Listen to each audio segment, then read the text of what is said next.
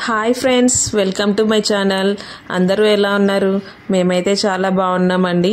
మీరు కూడా బాగుండాలని కోరుకుంటున్నాను.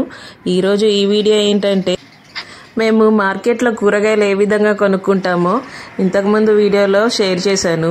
ఈ వీడియో ఏంటంటే, నేను ఫ్రిడ్జ్లో మార్కెట్ నుంచి తెచ్చిన కూరగాయలని ఏ విధంగా పెట్టుకుంటాను, ఇంకా ఫ్రిడ్జ్లో ఏమేమి ఐటమ్స్ అద్దుకుంటానో ఈ వీడియోలో షేర్ చేస్తాను. ముందుగా మేము మార్కెట్ నుంచి తెచ్చుకున్న కూరగాయలు అన్నిటిని అయితే డైరెక్ట్గా ఫ్రిడ్జ్లో పెట్టేయమండి.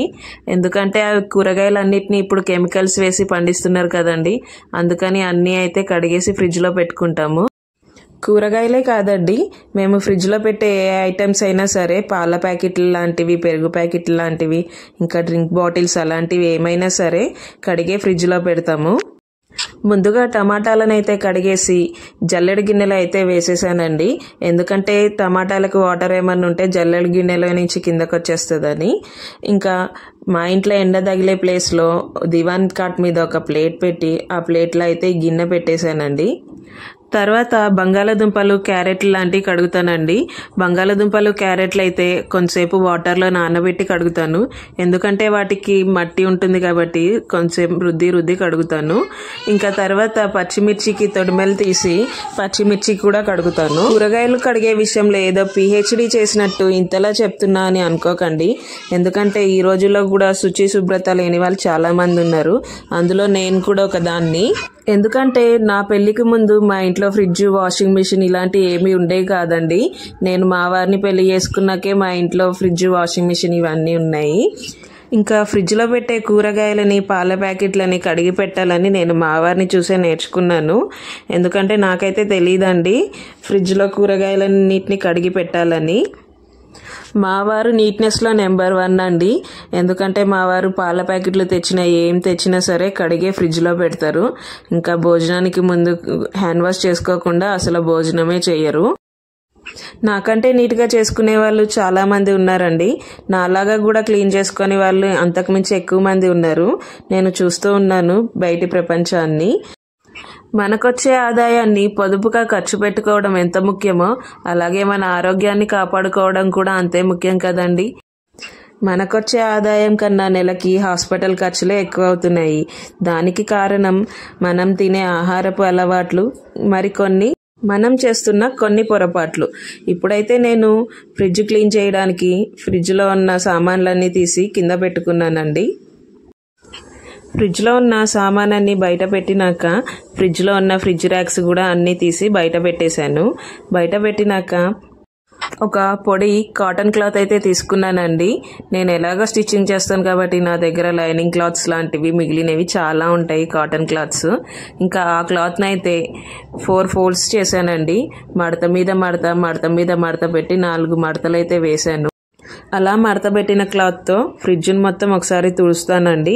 గుడ్డను మొత్తం చుట్టేసి ఫ్రిడ్జ్ తుడిస్తే క్లీన్ చేసిన ప్లేస్లోనే మళ్ళీ మురికి అవుతుంది కాబట్టి ఇలా మడతబెట్టిన క్లాత్తో ఫ్రిడ్జ్ తుడిసి ఒక సైడ్ మురికి అయితే ఇంకో సైడ్ ఫోల్డ్ చేసి మళ్ళీ తుడుస్తానండి. ఇలా ఫ్రిడ్జ్ మొత్తం తుడిచాక ఆ క్లాత్ని బయటకి తీసుకెళ్ళి బాల్కనీలో సబ్బు, బ్రష్తో నీట్గా వాష్ చేసుకుంటానండి. వాష్ చేసుకున్న ఆ క్లాత్తోనే మళ్ళీ ఫ్రిడ్జ్ మొత్తం తుడుస్తాను. ఫ్రిడ్జ్ దగ్గరే ఒక గిన్నెలో వాటర్ పెట్టుకొని ఆ క్లాత్ని అందులో ముంచి తీసి తుడిచి మళ్ళీ అదే వాటర్లో ముంచి తీసి తుడవడం నాకు ఇష్టం ఉండదండి. క్లాత్ని బాల్కనీలోకి తీసుకెళ్ళి బ్రష్తో, సబ్బుతో మంచిగా నీట్గా క్లీన్ చేసుకొని తుడిస్తేనే నాకు సాటిస్ఫాక్షన్గా ఉంటుందండి. ఫ్రిడ్జ్ని ఇలా 2-3 సార్లు క్లీన్ చేసుకున్న తర్వాత ఫ్రిడ్జ్ డోర్కున్న వైర్ లాంటి గ్యాస్ కట్టర్ని కూడా క్లీన్ చేసుకుంటానండి. మా ఫ్రిడ్జ్ కొని 4 ఇయర్స్ అయిందండి. నేను ఎప్పుడు మా ఫ్రిడ్జ్ని నీట్గా ఉంచుకోవడానికి ట్రై చేస్తూ ఉంటాను. ఎందుకంటే నాకు 2 చిన్నపిల్లలు కదండి, వాళ్ళని స్కూల్కి తీసుకెళ్ళి స్కూల్ నుంచి తీసుకొచ్చి నాకు ఇంట్లో పనే సరిపోతుంది. కానీ నాకున్న 2 అందాల రాక్షసీలు ఫ్రిడ్జ్లో చాక్లెట్స్, లాలీపాప్స్ లాంటివి పెట్టి ఫ్రిడ్జ్ ర్యాక్స్ని, ఫ్రిడ్జ్ డోర్ని పాడు చేస్తూ ఉంటారు. దానివల్ల నేను ఫ్రిడ్జ్ని నెలకొకసారైనా ఖచ్చితంగా క్లీన్ చేసుకుంటూ ఉంటానండి. ఇంకా ఫ్రిడ్జ్లో ఉన్న ర్యాక్స్ని అయితే బాల్కనీలోకి తీసుకెళ్ళి ఫస్ట్ సబ్బు, స్క్రబ్బర్తో రుద్దినాక వాటర్తో నీట్గా క్లీన్ చేసుకుంటానండి. అలా ర్యాక్స్ అన్నిటిని క్లీన్ చేసుకున్నాక ఫ్రిడ్జ్లో పెట్టేసి ఫ్రిడ్జ్ని అయితే సర్దేసుకుంటానండి. ఫ్రిడ్జ్ని నేను ఎలా సర్దుకుంటానో, ఫ్రిడ్జ్లో ఏమేమి పెట్టుకున్నానో చూపిస్తాను చూడండి.